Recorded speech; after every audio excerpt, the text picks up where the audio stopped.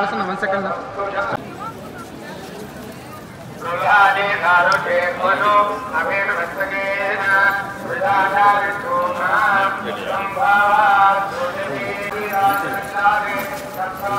తీసుకో వాసన వాయిస్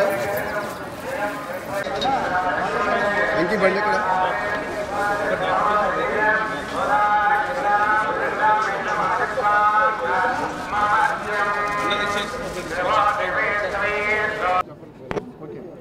ఈరోజు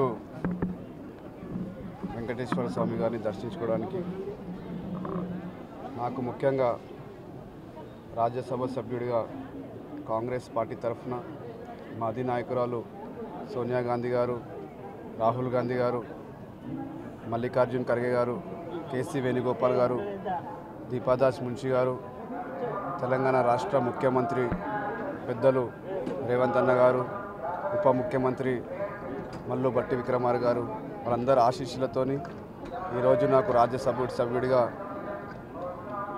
ఎలక్ట్ చేయడం జరిగింది. ఎలక్ట్ అయిన తర్వాత మొదటిసారిగా వెంకటేశ్వర స్వామి గారిని దర్శించుకోవడానికి రావడం జరిగింది.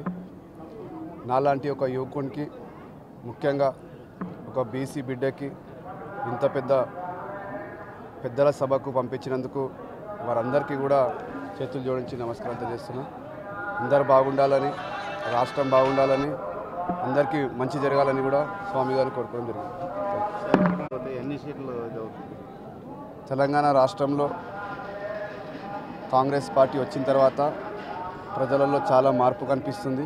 ముఖ్యంగా మా ముఖ్యమంత్రి గారు తీసుకొచ్చిన ఏవైతే పథకాలు ఉన్నాయో, మేనిఫెస్టోలో పెట్టిన ప్రతి ఒక్క పథకాన్ని కూడా ఈరోజు ఇంప్లిమెంట్ చేయడం జరుగుతుంది. దాదాపు 17 స్థానాలలో 14 స్థానాలు కాంగ్రెస్ పార్టీ కైవసం చేసుకుంటుంది నాకు నమ్మకం.